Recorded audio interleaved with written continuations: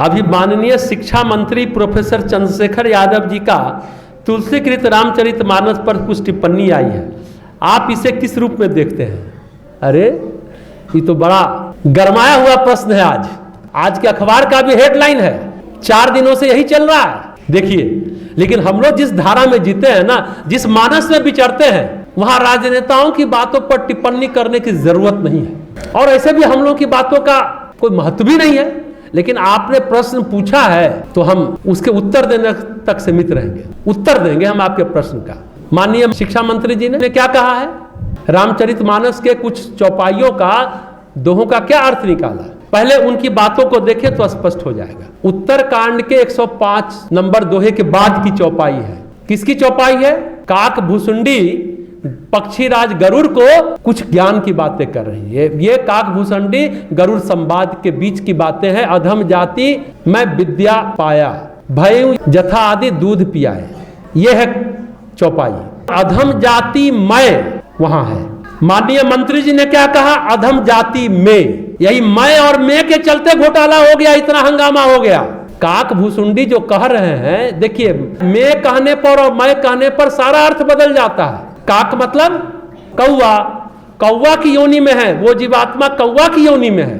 और कौवा के सभी पक्षियों के राजा कौन है? गरुड़। गरुड़ भगवान को अहंकार हो गया कि सांप से बंधे और गरुड़ आकर के सांप से छुड़ाया, तो भगवान तो हमसे कमजोर है। उनको कंफ्यूजन हो गया, द्वंद्व हो गया। तो बोले कि भाई अब किससे पूछे कि क्या सत्य है?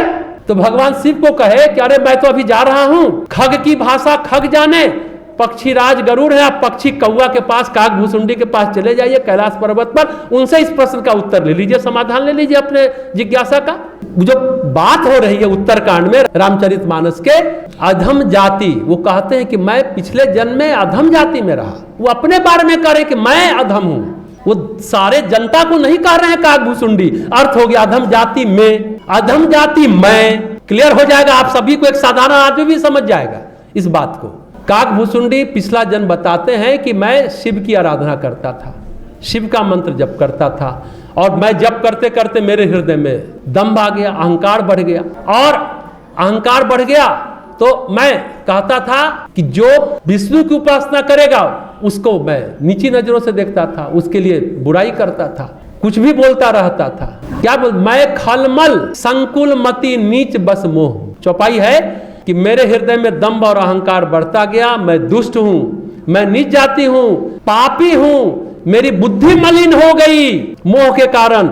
श्री हरि के भक्तों और द्विजों को देखते ही मैं जल उठता था। गुरुजी मेरे आचरण से दुखी होते थे, वो मुझे नित्य समझाते थे, पर मैं कुछ नहीं समझता था। वो जब समझाते थे तो मुझे और भी क्रोध उत्पन्न होता था। हे पक्षीराज गरुड़, तो एक दिन बुलाकर उन्होंने ब्रह्मा जी और शिव जी के बारे में कहा कि दोनों राम के प्रेमी हैं। अरे अभागे, उनसे द्रोह करके तुम सुख पाना चाहता है। पिछले जन्म की बात उन्होंने बताई। तब काक भुसुंडी कहते हैं गुरुजी ने शिव को हरि का सेवक कहा, भगवान विष्णु का सेवक कहा। और यह सुनकर हे पक्षीराज मेरा हृदय जल उठा।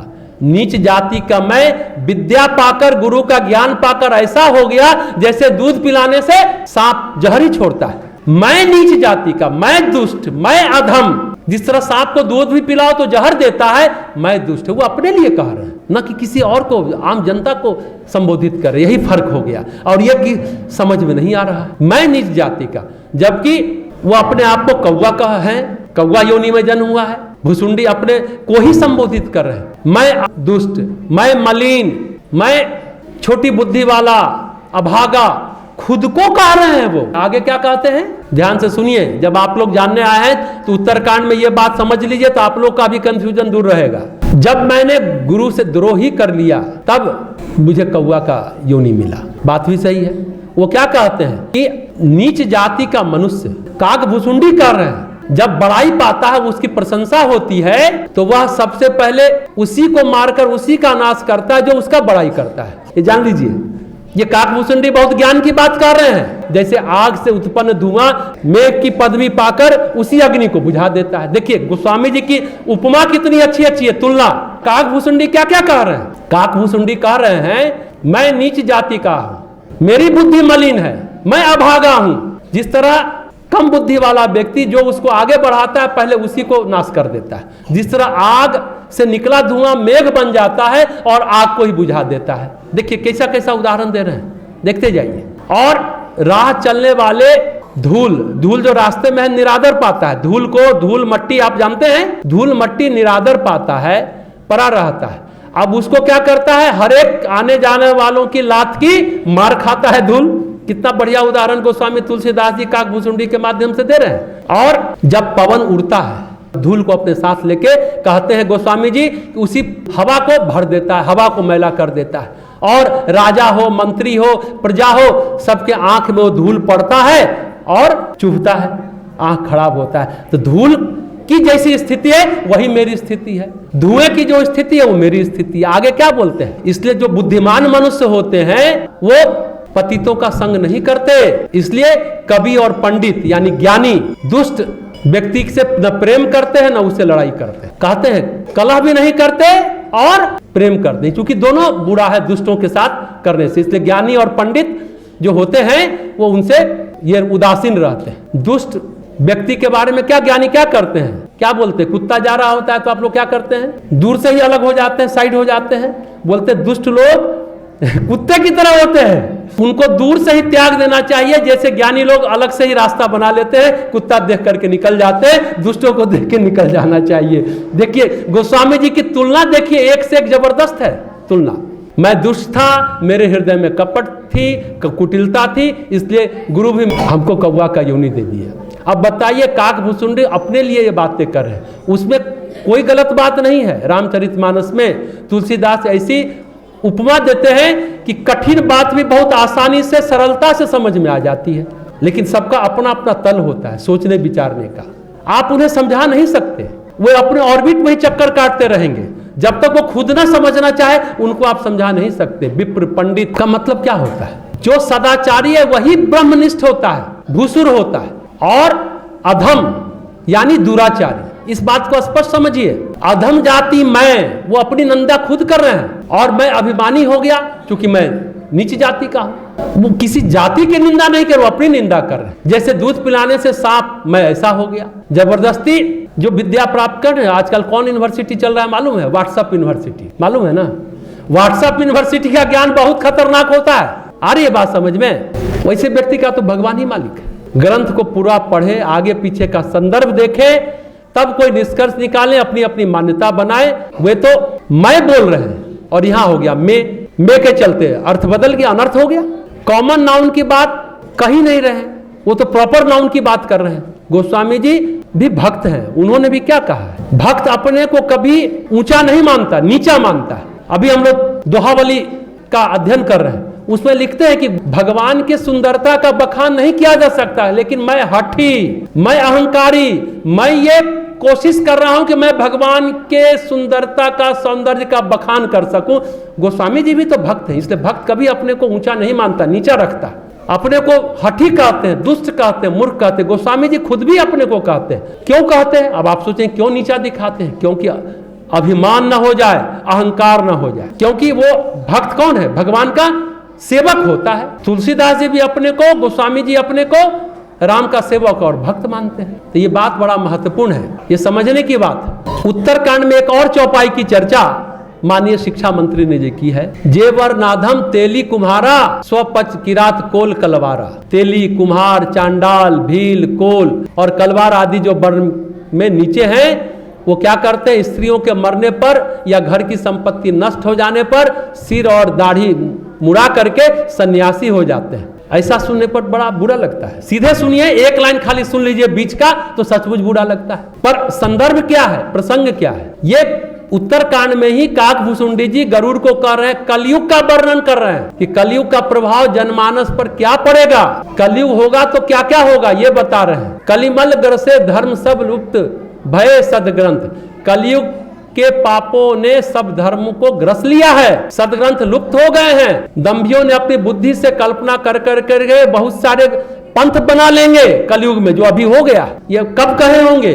देखिए आज वो घटित हो रहा है। आगे कहते हैं, वर्ण धर्म नहीं आश्रमचारी, श्रुति विरोध रत सब नर नारी। द्विज श्रुति बेचक भूप प्रजासन, कोई नहीं मान निगम अनुशासन। काकभूसुंडी गरुड़ को कह रहे हैं कलयुग में, यानी तुलसीदास जी कह रहे हैं कलयुग में न वर्ण धर्म रहता है, न चारों आश्रम रहते हैं, सब स्त्री पुरुष वेद के विरोध में लगे रहते हैं। और ब्राह्मण भी देखिए, ब्राह्मण वेद को बेचने वाले और राजा प्रजा को खा डालने वाले होते हैं। कलयुग में ऐसा होगा, ये कलयुग का प्रताप है कि ब्राह्मण क्या करेगा, वेद को बेचेगा, राजा प्रजा को खा जाएगा, स्त्री पुरुष वेद के विरोध में रहेंगे, न वर्णाश्रम धर्म रहेगा और न चारों आश्रम रहेगा, ब्रह्मचर्य, गृहस्थ, वानप्रस्थ और सन्यास। ये कह रहे हैं कि कलयुग में ऐसा हो जाएगा। और क्या कहते हैं, वेद की आज्ञा कोई नहीं मानेगा, जो डिग मारेगा वही पंडित होगा, जो मिथ्या आडंबर रचेगा, जो दम में रत है, उसी को सभी लोग संत कहेंगे,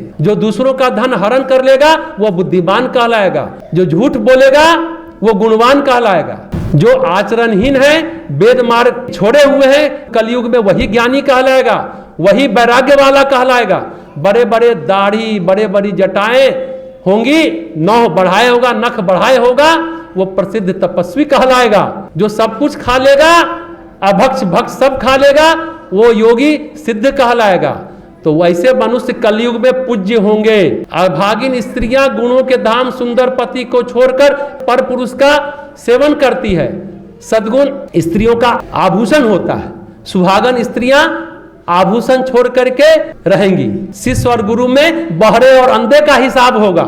आई बात समझे, बहुत गूढ़ बात करें गोस्वामी जी उत्तरकांड में काकभूसुंडी के माध्यम से गरुड़ जी को, कि शिष्य और गुरु में बहरे और अंधों का हिसाब होगा। मतलब शिष्य गुरु की ज्ञान को सुन नहीं पाएगा, अब वो अंधा है, उसके गलत आचरण को देख ही नहीं पर उसको दृष्टि ही नहीं है आज के गुरु को, कलयुग के गुरु को। ये कह रहे हैं, सब पर कमेंट है, ऐसा थोड़ी है कि खाली तेली कोल कलवारा पर है। तो ये कलयुग का वर्णन है कि सन्यासी बहुत धन लगाकर घर को सजाते हैं, क्या बात है, तपस्वी धनवान हो जाएगा और गृहस्थ दरिद्र हो जाएगा। हे तात, कलयुग की लीला कही नहीं जा रही, हे पक्षीराज गरुड़, कलयुग की लीला नहीं कही जा रही। तो यहाँ ब्राह्मणों की भी निंदा है, गुरु की भी निंदा है, योगी तपस्वी सब, नारी सभी की निंदा है, राजा प्रजा को खाने वाले, राजनीति का भी वर्णन कर रहे हैं गोस्वामी जी। पंडित गाल बजाते मिलेंगे। गोस्वामी जी बस यही कहना चाह रहे हैं कि जो कलयुग का प्रभाव है उसमें आचरण नहीं रहेगा, केवल और केवल आडंबर रह जाएगा। और आडंबर जब सब जगह व्याप्त होगा, चाहे ब्राह्मण हो, शूद्र हो या कोई और हो, जब कहते हैं वर्ण धर्म नहीं आश्रमचारी, वर्णाश्रम धर्म नहीं रह जाएगा, न ब्राह्मण ब्राह्मण रहेगा, न क्षत्रिय क्षत्रिय रहेगा, न वैश्य वैश्य रहेगा, न शूद्र शूद्र रह जाएगा। यही तो है वो कहना चाह रहे हैं, सब जगह आडंबर है। और क्या लिखते हैं, काकभूसुंडी कहते हैं, पुत्र भी माता पिता को तभी तक मानेगा जब तक उसकी शादी नहीं हुई है। शादी हो जाएगा तो माता पिता को नहीं मानेंगे। सारी बातें सही हो रही हैं, जब तक शादी नहीं हुई है। बुजुर्गों का कलयुग में कोई इज्जत नहीं रह जाएगा। तो कोई जाति की निंदा नहीं है, कलयुग का प्रभाव बता रहे हैं। आज छोटा बच्चा भी नशा ले रहा है कलयुग के प्रभाव में, मनुष्य रोग से पीड़ित है, सुख कहीं नहीं है। बिना कारण लोग आज विरोध करते हैं, विरोध के लिए विरोध होता है, भले वो सही कर रहा है, बाद में बोले कि अरे चलो ठीक है, लेकिन हमको तो विरोध करना, हम विरोधी धर्म के हैं तो विरोध करना मेरा अधिकार बनता है। झूठ मूठ का विरोध के लिए विरोध करते हैं। कहने का अर्थ ये है कि कलयुग में प्रलय आएगा और होने पर सबका नाश होगा। तो कहाँ गोस्वामी जी गलत लिख रहे हैं? देखिए, वो होता, एक होती है विचारशीलता, एक होती है विचारहीनता, और एक होती है अपने विचारों को अपने फायदे के लिए पेश करना। इस तरह के विचारों को बोलने वाले भी अपने फायदे के लिए कोई काम कर रहे होंगे। प्रश्न ये है कि हम बोलने वाले के पीछे क्यों भागे? उनकी मान्यता है, उनकी सोच है, उनकी समझ है, उस पर वो अपना काम कर रहे हैं। अगर भगवान राम स्त्री विरोधी होते, छोटे जाति के विरोधी होते, तो सबरी के जूठे में राम क्यों खाते? तुलसीदास क्यों खिलाते? शूद्र वैश्य कोल भील तेली कलवार के वो विरोधी होते तो निषाद राज को राम से क्यों सम्मान दिलाते? ऋष बानर भालू को अपनी सेना में शामिल क्यों करते? राजाओं को शामिल कर सकते थे, बड़े बड़े राजा महाराज उनको सहयोग करने के लिए तैयार थे, लेकिन ऐसा नहीं किया उन्होंने। राम ने यह दर्शाया आम व्यक्ति के सहयोग से भी जंग जीती जा सकती है। कोई नीची जात का विरोध गोस्वामी जी अपने इसमें नहीं किए हैं। तुलसीदास जी के अलंकार की भाषा को हम नहीं समझ पाते। अरे एक एक शब्द के तीन तीन अर्थ होते हैं। लेकिन नहीं समझ पाते तो विरोध करने लगते हैं। सवाल है कि जब एक रावण का चरित्र पेश कर रहे थे तो कहते थे अवगुण 8 सदा हर नारी। ध्यान दीजिए, अब कह रहे हैं कि नारी में 8 अवगुण को बता दिया। वह कौन कह रहा है? ध्यान दीजिए, रावण कह रहा है ना। किसी सिनेमा में राही मासूम रजा हो या कादर खान हो, डायलॉग लिखते हैं। विलेन जो होता है उसके लिए लिखते हैं ना, वो विलेन की उक्ति है, उस संदर्भ में, उस प्रसंग में है, ना कि वो कादर खान या राही मासूम रजा की अपना वक्तव्य है, अपनी मान्यता है। वो तो रावण के परिप्रेक्ष्य में कह रहे हैं कि नारी में 8 अवगुण होते हैं। ये तुलसीदास जी का अपना नहीं है, वो रामचरितमानस के चरित्र में जो रोल कर रहा है रावण विलेन का, उसकी भाषा है। इस तरह से समझना चाहिए। तो कहने का अर्थ है, ये बात को समझे, गीता रामायण का एक श्लोक, एक दोहा, एक चौपाई काफी है अगर कोई व्यक्ति अपने जीवन को संवारना चाहता है। नहीं संवारना चाहता है तो ऐसे ही बुराई करते रहिए, कुछ भी बोलते रहिए।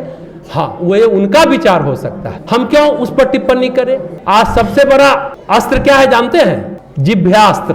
जिह्वा से आप कुछ भी बोलते रहिए, जिह्वास्त्र सबसे बड़ा अस्त्र है। सब दनादन जीव को चला रहे हैं आज। तो इस संसार में कुछ भी श्रेष्ठ नहीं है, हर बात प्रसंगानुसार श्रेष्ठ है और प्रसंग के विहीन होने पर वो व्यर्थ है। जो बात जिस क्रम में कही गई है उस क्रम में उसका वर्णन है। अधम जाति में विद्या पाए, काकभूषुंडी अपने लिए कह रहे हैं, अधम जाति में विद्या पाए नहीं कह रहे हैं। किस प्रसंग में कहा गया, कली का प्रयोग कैसा रहेगा, पूरी बात समझनी होगी। लेकिन क्या होता है, विद्या पाए, विद्या का धन मिल जाए, पद मिल जाए, तो आज पद के गुरूर में तो आज सब बहकता रहता है, भटकता रहता है, मर्यादा खोता रहता है, पद मिल जाता है। बस यही समझने की बात है कि कभी कभी, इसलिए मेरे मित्र कहते हैं कि जीना है तो मुर्दा बन करके जियो, सांस चलती रहेगी, कि भक्त को ऐसे रहना चाहिए। लेकिन जब आपने प्रश्न पूछा तो हम उसका उत्तर दे रहे हैं। आज कई लोग, आप प्रसंग है, आज अंबेडकर की लोग बहुत दुहाई देते हैं। अगर बड़ौदा के महाराज गायकवाड़ नहीं होते तो अंबेडकर होते क्या? अंबेडकर बन पाते? अगर गायकवाड़ उन्हें विदेश पढ़ने इंग्लैंड नहीं भेजते, अंबेडकर हो पाते? गायकवाड़ ने यहां भी पढ़ाया, वहां इंग्लैंड भी भेजा, वहां भी सारा खर्चा उठाया। आप पूछें क्यों पढ़ाया? उन्होंने जवाब दिया कि हमारे स्टेट का बेटा है, प्रतिभावान है, तो क्यों ना पढ़ाएं। अगर सवर्णों और शूद्रों में इतनी घृणा होती, गायकवाड़ महाराज को यह काम नहीं करना चाहिए था। देखिए, ये हरिजन शूद्र की बात नहीं है, इतनी घृणा होती तो पढ़ने इंग्लैंड नहीं भेजते। बात बस इतनी है, हर जाति में अच्छे और बुरे लोग होते हैं। अच्छे जाति में भी अच्छे लोग, जिसको कहते हैं तथाकथित अच्छे, और तथाकथित जो बुरे हैं उसमें भी अच्छे लोग होते हैं। उसको जनरलाइज नहीं कर सकते आप, ये जाति अच्छी और वो जाति बुरी आप कह ही नहीं सकते। न ब्राह्मण शूद्र को सताता है, न शूद्र ब्राह्मण को अपमान करता है। व्यक्ति व्यक्ति को सताता है, व्यक्ति व्यक्ति को अपमान करता है अपनी वृत्तियों के कारण, अपनी प्रवृत्तियों के कारण, अपने स्वभाव के कारण, अपनी मानसिकता के कारण मनुष्य मनुष्य को सताता है। ये जाति वाली बात कहना नितांत अप्रासंगिक है, एकदम गलत है। तो आई बात समझ में।